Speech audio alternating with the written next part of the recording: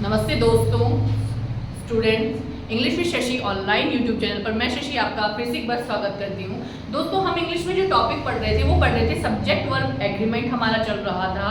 और जैसा कि मैं अभी मैंने एक वीडियो में आपको बताया भी था कि क्वेश्चन भी आपका जो एलडीसी एग्जाम जो अभी संडे को रिसेंटली हुआ है 11 तारीख को, उसमें क्वेश्चन आपसे सब्जेक्ट वर्ब एग्रीमेंट से पूछा भी गया था। और वहाँ पर जो हमें वर्ब लगानी थी वो लगानी थी सिंगुलर वर्ब, उसके अंदर आनी थी।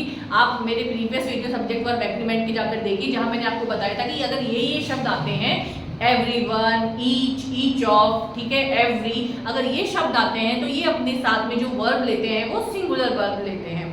ठीक है दोस्तों, तो सब्जेक्ट वर्ब एग्रीमेंट में मैं पैरेलल आपको टॉपिक पढ़ाती जाऊंगी, थोड़ा सा टॉपिक में, ताकि मोनोटनी ना हो, एक नीरसता ना हो। तो मैं आज आपके साथ में एक दूसरा फिर से एक नया टॉपिक शेयर कर रही हूँ, जिसका नाम है एक्टिव एंड पेसिव वॉइस। ठीक है, अब देखिए दोस्तों, एक्टिव एंड पेसिव वॉइस आने के लिए हमें थोड़ी बहुत बेसिकली टेंस की भी जानकारी होनी चाहिए। और अगर आप टेंस की मेरे प्रीवियस आप वीडियो देखिए, जहाँ मैंने आपको बेसिक जो मोटी मोटी बेसिक आइडिया था कि टेंस क्या है क्या नहीं है, वहाँ मैंने बताया हुआ है। फिर भी हम एक बार क्लास में जब हम दोबारा रिवीजन करेंगे तो वहाँ मैं आपको पूरा डिटेल में वापस समझा दूंगी। पर अभी जो हाल फिलहाल हम टॉपिक करेंगे वो जो है हमारा active voice and passive voice है। ठीक है, अब देखिए स्टूडेंट्स, अंग्रेजी में वॉइस दो है। एक तो होता है एक्टिव, जिसको हम हिंदी में कृतवाच्य बोलते हैं, और दूसरा होता है पेसिव। अब आप इनके बच्चों के नाम से ही इनको समझिए। एक्टिव का मतलब वो चीज क्या है, सक्रिय, कहते हैं ना बहुत ही एक्टिव इंसान है, एक्टिव का मतलब सक्रिय है। और पेसिव का मतलब वो चीज क्या है, निष्क्रिय होती है। तो एक्टिव वॉइस का मतलब, एक्टिव का मतलब होता है जब हमारा सेंटेंस के अंदर जो हमारा वाक्य है, अगर उसमें हमारा जो सब्जेक्ट है, जो डूअर है, काम को करने वाला जो सब्जेक्ट है, अगर वो एक्टिव रहता है तो वो होता है, वो वाक्य हमारा कहलाता है एक्टिव वॉइस। और वही जब हमारा जो सब्जेक्ट है, उसमें जो हमारा जो सेंटेंस है, उसका जो सब्जेक्ट है वो बिल्कुल एक्टिव नहीं है, जो डूअर काम को करने वाला निष्क्रिय है, पेसिव है, यानी वर्ब उसमें एक्टिव रहती है, वर्ब के द्वारा, तो वो होता है हमारा पेसिव वॉइस। आगे दोस्तों मेरी बात समझ में, अगर मैं कहूँ एक्टिव का शाब्दिक अर्थ होता है सक्रिय होना और पेसिव का अर्थ होता है निष्क्रिय होना।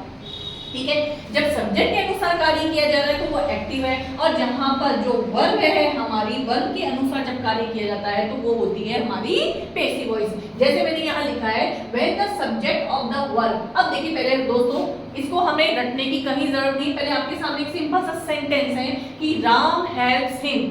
राम हमारा यहाँ पे क्या हो गया, सब्जेक्ट यानी डूअर, हेल्प। ठीक है, हेल्प हमारी यहाँ क्या हो गई, वर्ब। तो ये हमारी डेफिनेशन क्या बोल रही है, when the subject of the verb, इस हेल्प वर्ब का सब्जेक्ट कौन है, राम है। ठीक है, परफॉर्म द एक्शन, यानी जब सब्जेक्ट कर्ता काम को करने वाला उस एक्शन, उस कार्य को परफॉर्म कर रहा है, the verb is said to be an active voice. तो ये जो वर्ब कही जाएगी वो कही जाएगी एक्टिव वॉइस। यानी राम हेल्प्स हिम, राम उसकी मदद करता है। अब मदद वर्ब कौन हो गया, क्रिया मतलब काम, ये हेल्प करने का काम कौन कर रहा है, राम कर रहा है। हमारा सब्जेक्ट डूअर कौन है यहाँ पर करने वाला, राम है। तो जो हमारा सेंटेंस हुआ, ये कौन सी वॉइस में हुआ, एक्टिव वॉइस। जैसे मैंने आपको बताया कि जब हमारा सब्जेक्ट सक्रिय हो। अब दोस्तों यहाँ मैं आपको एक बेसिकली छोटा सा टेंस के बारे में भी जानकारी दे देती हूँ कि मैंने जो वाक्य लिखा है राम हेल्प्स हिम, ठीक है, यहाँ मैं आपको एक थोड़ा सा एडिशनल वैसे ही तौर पे बता रही हूँ।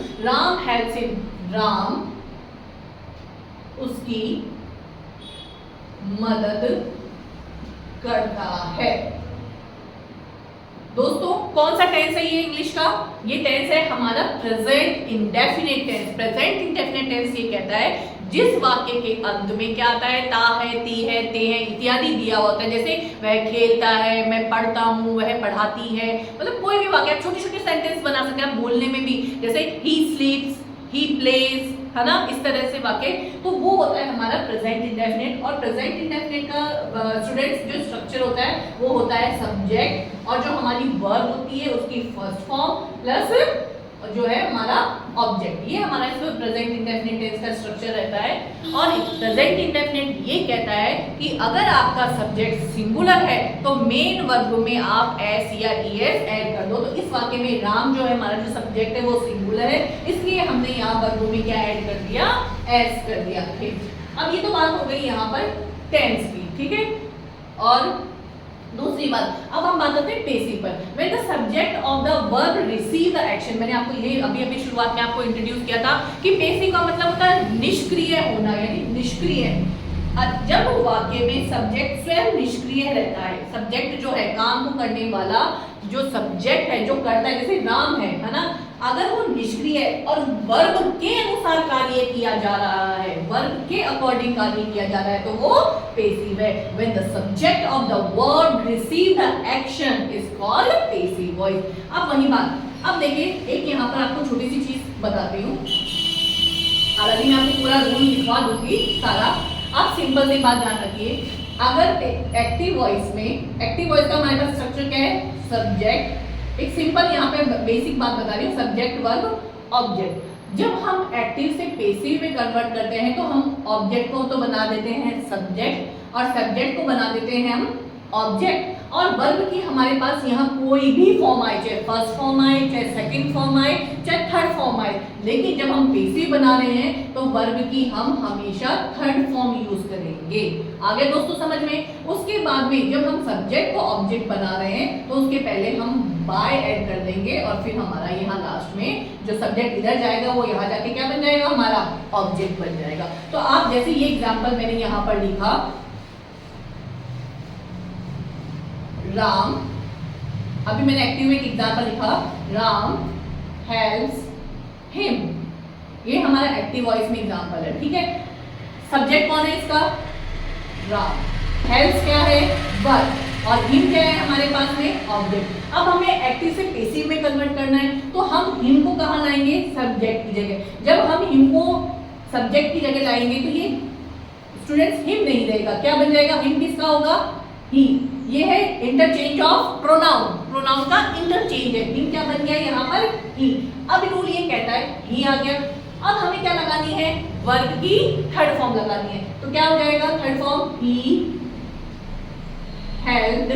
अब वही चीज मैंने आपको बताया, उसके बाद में आप क्या लाइए, by Ram, he helped by Ram. तो हेल्प किसके द्वारा की गई, ही के द्वारा थोड़ी की गई थी, यानी अब हमें जिसमें जो वर्ब है वो एक्टिव हो जाएगा, सब्जेक्ट हो जाएगा, बिल्कुल एकदम पेसिव में चला जाएगा, ठीक है। ही हेल्प्ड बाय राम, राम के पहले हमने यहाँ पर बाय का यूज कर दिया। तो ये छोटे छोटे रूल्स हैं पेसिव वॉइस के, वो हमें दोस्तों ध्यान रखने पड़ेंगे, और थोड़ा बहुत हमें बेसिकली टेंस के बारे में भी नॉलेज होना चाहिए कि कौन सा टेंस है। तो जब हम उस टेंस में अगर एक्टिव दी गई हो तो जब हम उसका पेसिव में चेंज करेंगे तो वो इंटरचेंज क्या होते हैं, वो पूरे रूल में आपको आगे समझा दूंगी, आगे नेक्स्ट क्लास में। उम्मीद करती हूँ दोस्तों यहाँ तक जो भी मैंने आपको समझाया वो समझ में आ गया होगा। किसी भी तरह का अगर आपको कोई डाउट है तो आप मुझसे कमेंट बॉक्स में पूछ सकते हैं, हम इसी तरह आगे और भी रूल्स देखेंगे। यहाँ तक आप लोग जो है उम्मीद करती हूँ सबको समझ में आ गया होगा। तो दोस्तों हम आगे नेक्स्ट क्लास में और कुछ नए रूल्स देखेंगे। अपना प्यार English with Shashi online YouTube platform पर बनाए रखिए। Thank you so much.